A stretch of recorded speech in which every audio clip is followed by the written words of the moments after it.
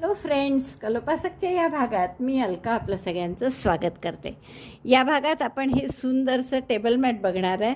थोडं वेगळं आहे. आपण टी कोस्टर नेहमीच करतो, पण हे नुसतं टी कोस्टर नाही आहे. तर याच्यात आपल्याला चहाचा मग, बिस्किटचा डिश समजा आणि पाण्याचा ग्लास एवढं सगळं ठेवता येईल असा छोटासा एक ब्रेकफास्टसाठी केलेला खालचा एक मॅट आहे तो. तर हा टेबल मॅट करायला तुम्हाला नक्कीच खूप आवडेल. इतकं सुंदर आहे करायला. आणि असे 6 केले किंवा 4 जरी केले, लग्नाच्या रुखवतात तुम्ही करू शकता, घरी वापरायला म्हणून करू शकता, कोणत्याही अगदी लोकरीचं केलं तरी चालेल. मी मुद्दामून जाड लोकरीचं केलं आहे की जेणेकरून ते असं स्टिफ राहतं. अर्थात बॉर्डर झाली की पातळ लोकरीचंसुद्धा स्टिफच राहील. तर याची रुंदी जर तुम्ही पाहिली तर 7 इंचाच्या थोडं वरच आहे, 7.25 इंच. आतली हिरव्याची रुंदी आहे ती 6.25 इंच आहे. इथे लांबीसुद्धा हिरव्याची 11 इंच आहे आणि पूर्ण जर घेतली तर 12.5 इंच आहे. तर असं सुंदर आहे. आणि 58 ग्रॅम याचं वजन आहे.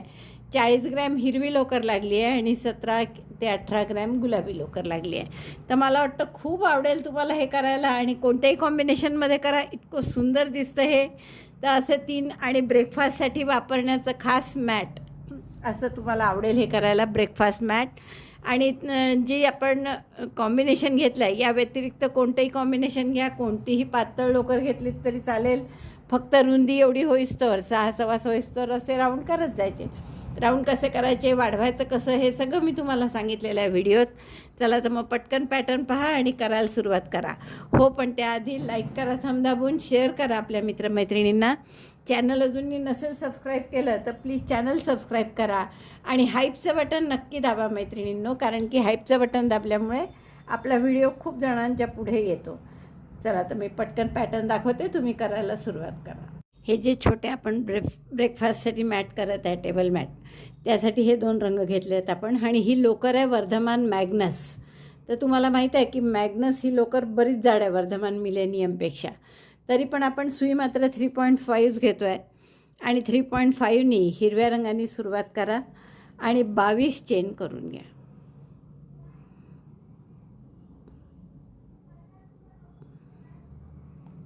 चेन 22.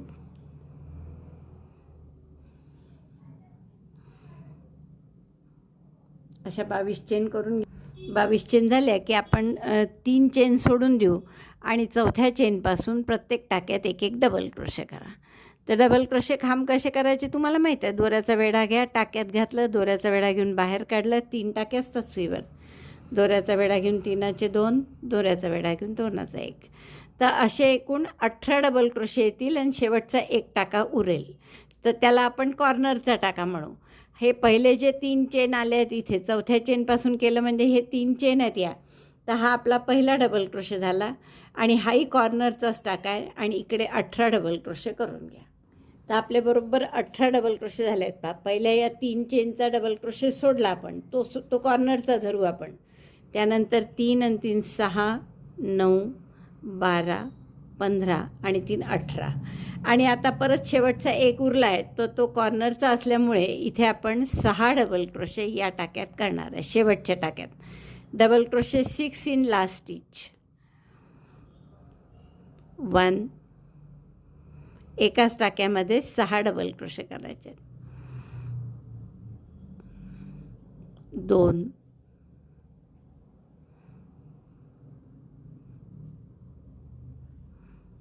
3,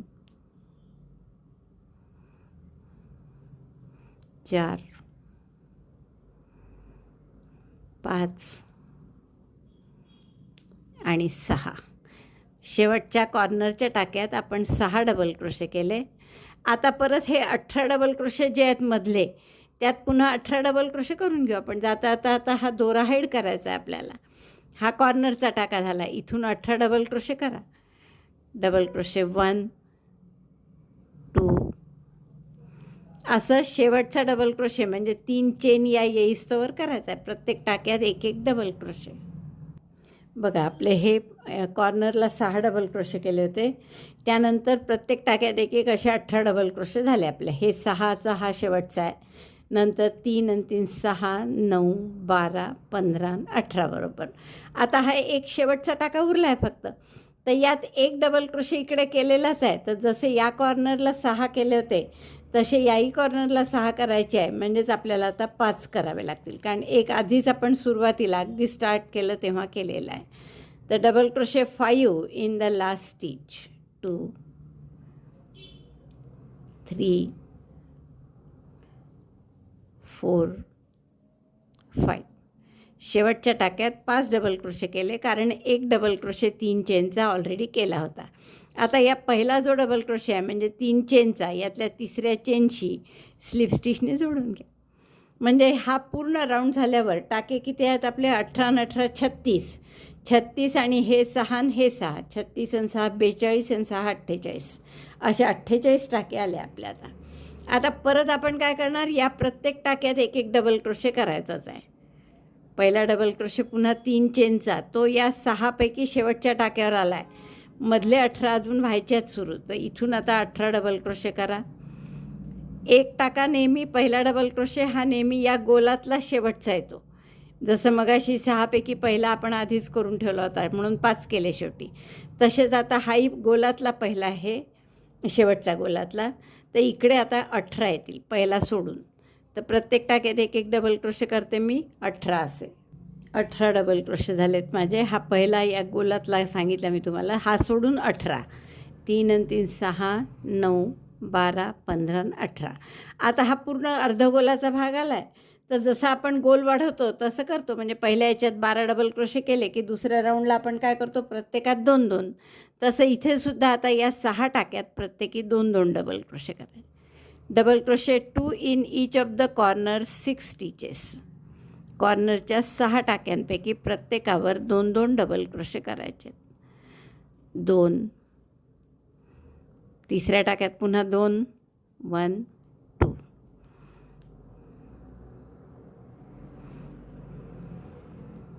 आता चौथा, पाचवा आणि 6वा या प्रत्येकात 2-2 करून घ्या.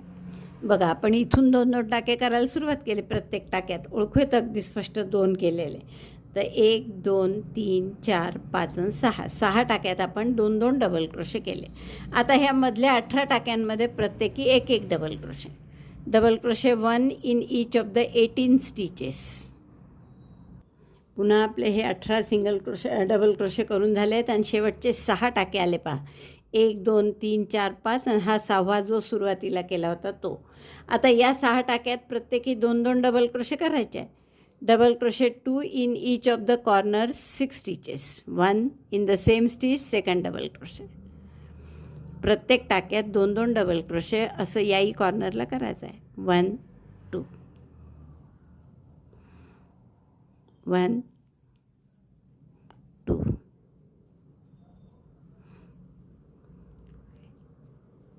प्रत्येक टाक्यात 2-2 डबल क्रोशे करत आहे आपण.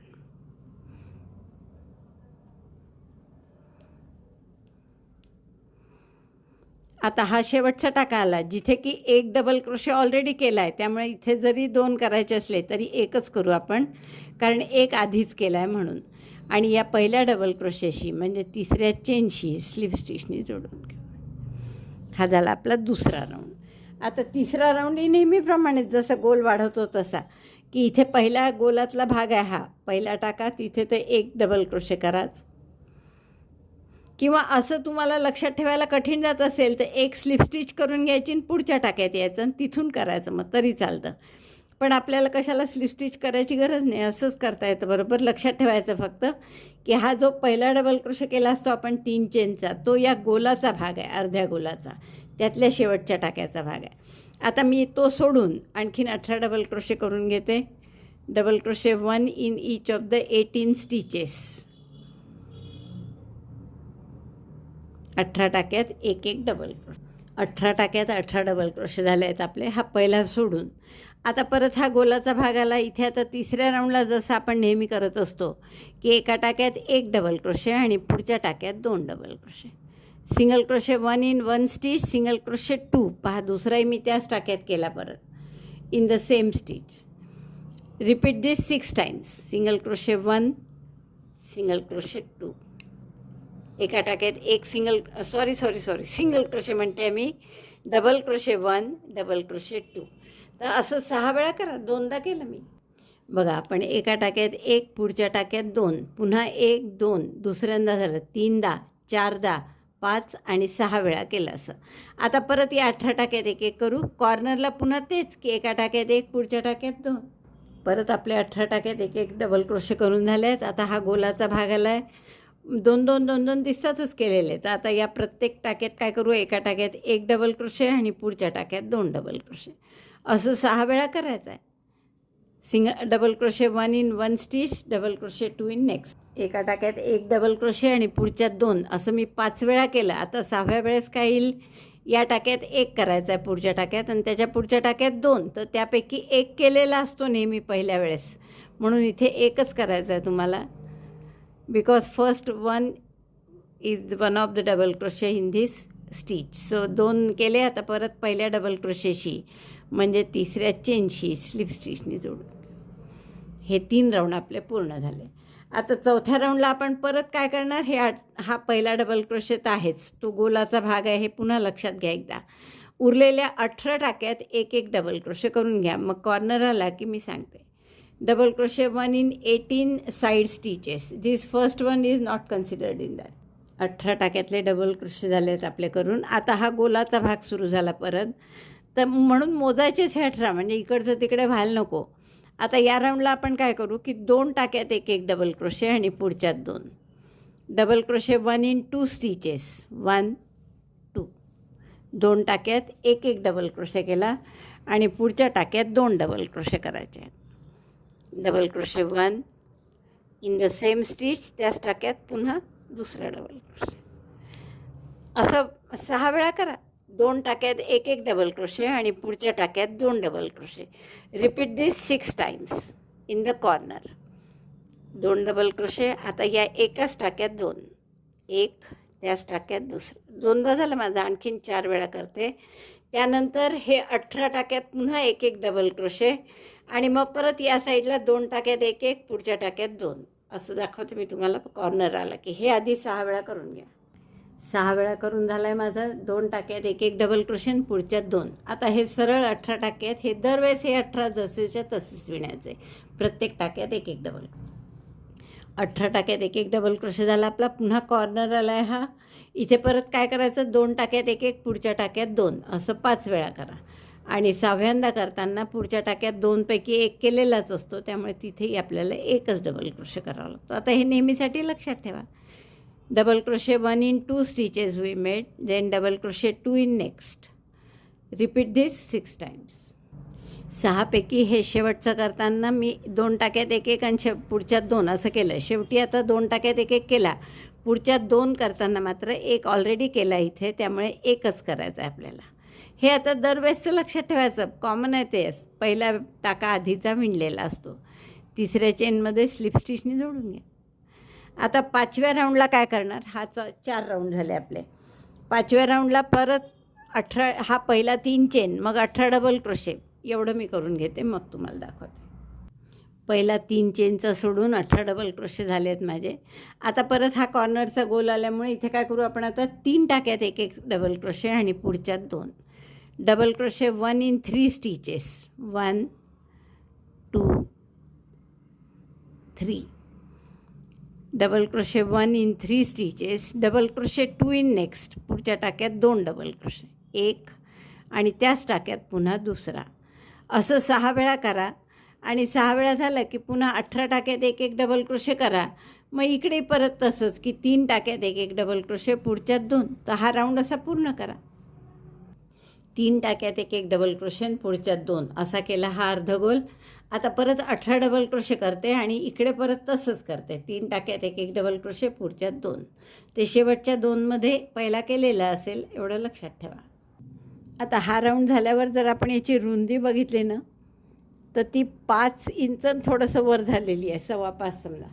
पण आपल्याला साधारण इथे बशी जर ठेवायची असेल, शिवाय पाण्याचा ग्लास तर किंवा बिस्किटची बशी, तर हे लहान वाटतं आहे. तर आणखीन राऊंड वाढवू आपण. जर तुमची 4प्लाय साधी वापरली तुम्ही वर्धमान मिलेनियम, तर जितकी उंची तुम्हाला हवी तोपर्यंत असे राऊंड करायचे. तर पुन्हा आपण 3 चेन केल्या, 18 डबल क्रोशे हे लाईनशीर करून घेते मी. तीन चेन झाल्यावर हे 18 डबल क्रोशे झाले आहेत माझे. हा अर्धगोलाचा भाग आला आहे. आता हा राऊंड काय करणार आपण, अर्धा राऊंड की 4 टाक्यात एक डबल क्रोशे आणि पुढच्यात 2 double crochet. 1 in 4 stitches. 1 2 3 4 double crochet. 1 in 4 stitches. Double crochet 2 in next. हा जिथे आपण वाढवतो ना, म्हणजे तो 2 टाके करतो एका ह्याच्यात, तो बरोबर मागच्या वेळेसचा वाढवलेल्या ह्याच्यातला दुसरा असतो. एका टाक्यात 2 केलेले असतात ना, त्यापैकी दुसरा असतो. मग लक्षात ठेवायचं, म्हणजे आपलं चुकत नाहीत, किंवा चुकलं तर लगेच लक्षात येतं. 4 टाक्यात एक डबल क्रोशे आणि पुढच्यात 2 असं 6 वेळा करा. नंतर पुन्हा 18 टाक्यात एक डबल क्रोशे करा. मग परत 4 टाक्यात एक डबल क्रोशे, पुढच्यात 2 असं या बाजूने करा. तर हा राऊंड असा पूर्ण करा. हा राऊंड झाला आहे आपला, 6वा राऊंड आहे हा आपला. आणि आता जर आपण रुंदी बघितली तर 6.25 झाली आहे. तर पुरेशी आपली 5.5 इंच बशीची डायमीटर असते सहसा. तर इथे एक कप बशी आणि पाण्याचा ग्लास किंवा बिस्किटची वाटी असं पण होऊ शकतं.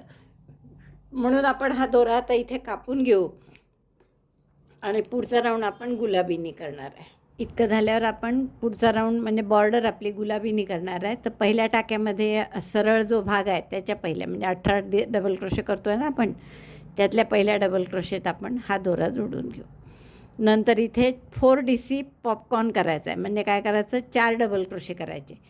पहिल्या एक 3 चेनचा केला, याच टाक्यात आणखीन 3 डबल क्रोशे करा. Double crochet 1 2 3. पहिला 3 चेनचा असल्यामुळे 3च केले, नंतर हे 4 डबल क्रोशे झाले. तर आता पहिल्या टाक्याशी आपण हा टाका मोठा करा, सुई काढून घ्या. पहिल्या टाक्यात आपण सुई घातली आणि हा टाका त्यातून पास केला. हा झाला 4 DC पॉपकॉर्न. मग 2 चेन 1 2, 2 टाके सोडा आणि पुढच्या टाक्यात परत डबल क्रोशे 4. 1 2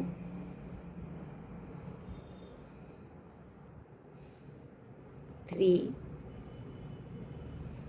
4. 4 डबल क्रोशे केले. अगदी साधी ठेवली आहे आपण बॉर्डर. टाका मोठा करा, पहिल्या डबल क्रोशेच्या टाक्यात सुई घाला आणि हा टाका त्यातून पास करा. दोरा ओढून टाका लहान करून घ्या आणि परत 2 चेन करा आणि 2 टाके सोडून पहा, यात विणला आहे आपण पॉपकॉर्न. हे 2 सोडले आणि पुढच्या टाक्यात पुन्हा आपण 4 डबल क्रोशे करायचे. 1 4 डबल क्रोशे झाल्यावर पुन्हा मी टाका म्हणजे सुई काढली, त्यातून पहिल्या टाक्यात घातली आणि हा टाका त्यातून पास केला. तिसरा पॉपकॉर्न झाला आपला. 2 चेन केल्या, खालचे 2 टाके सोडले आणि पुन्हा पुढचा पॉपकॉर्न करा. तर असा पूर्ण कट पार्ट येईपर्यंत म्हणजे सरळ सरळ जेवढं आहे तेवढे हे पॉपकॉर्न करून घ्या. बघा आपले हे 7 पॉपकॉर्न झालेले आहेत. 18 टाके होते आणि आपण एका टाक्यात करून 2 सोडतो आहे, म्हणजे 3-3चे गट केले तर 6 होतात. आणि हा शेवटचा म्हणजे आता हे बरोबर राऊंडवर आलो आपण. तर इथे आपण फरक काय करायचा आहे, फक्त टाके 2च सोडायचे आहे. फक्त मधल्या चेन 2च्या ऐवजी 3 करायचे आहे. ते 1 2 आणि ही तिसरी 3 चेन करून मग 2 टाके सोडा आणि मग तो पॉपकॉर्न करा. हे गोलाकार जोपर्यंत आहे तोपर्यंत मध्ये 2च्या ऐवजी 3 चेन सोडू आपण. 2 3 4. 4 डबल क्रोशे केले एकाच टाक्यात. पहिल्या डबल क्रोशेच्या टाक्यातून सुई घालून हा टाका त्यातून पास केला. आता इथे आपल्याला 3 चेन करायचे आहे. 1 2 3 आणि मग 2 टाके सोडून परत यात विणला आहे. 1 2 सोडले आणि या टाक्यात परत पॉपकॉर्न करायचं आहे. तर हा गोलात पूर्ण असं करा, 3-3 टाके सोडून. इथपर्यंत आलं की मग पुन्हा सरळ भाग आहे, तर इथे 2-2 टाके सोडा. तर असं मी पूर्ण राऊंड करून घेते. इकडे गोल आला की पुन्हा 3-3 टाके सोडायचे. हे छान दिसत आहे आपलं, पण थोडंसं इकडचं सुरुवातीला आपण जे 2 चेन केल्या ना ते थोडं आक्रसल्यासारखं झालं आहे. तर मी असं ओढते आहे, पण आता इकडे करताना मला वाटतं 3च चेन सोडाव्या, म्हणजे असं ओढायचं काम नाही पडणार, बरोबर व्यवस्थित बसेल ते. तर मी असं सरळ भागातसुद्धा 3 चेनच सोडते आता. एका साईडला 2 चेन सोडल्या होत्या आपण, पण आता 3 चेन सोडूनच करू, कारण आता आपला हा कर्ड पोर्शन संपला. इथे सरळ सुरू झालं, तर इथे मी 3 चेनच सोडलेल्या आहेत. हा शेवटचा पॉपकॉर्न झाला माझा आणि आता 3 चेन केल्या आणि पहिल्या पॉपकॉर्नच्या टोकावर स्लिप स्टिचने जोडून दिली. दोरा कापून घ्या आणि दोन्ही दोरे हाईड करते आणि मग दाखवते. पूर्ण झालं आहे आपलं आणि किती सुंदर दिसतं आहे बघा. आणि याची इतकी व्यवस्थित झाली आहे लांबी रुंदी की बिस्किटची डिश, मग चहाचा आणि पाण्याचा ग्लास एवढं सगळं त्यात मावतं. अतिशय सुंदर असं आपलं हे छोटं टेबल मॅट तयार झालं आहे. तर मला वाटतं खूपच आवडलं असेल. तुम्हाला आवडलं असेल तर पटकन लाईक करा. आणि जसं मी तुम्हाला सांगितलं की ही जाड लोकर आहे म्हणून तुमची बारीक जरी असेल तरी हरकत नाही, फक्त लांबी रुंदी एवढी करा की बरोबर होईल. तर मला वाटतं आवडलं असेल तर लाईक कराल तुम्ही, शेअर करा आणि आपल्या सगळ्या मित्रमैत्रिणींना चॅनल प्लीज सबस्क्राईब करायला सांगा. चला, व्हिडिओ बघितल्याबद्दल धन्यवाद. थँक्यू.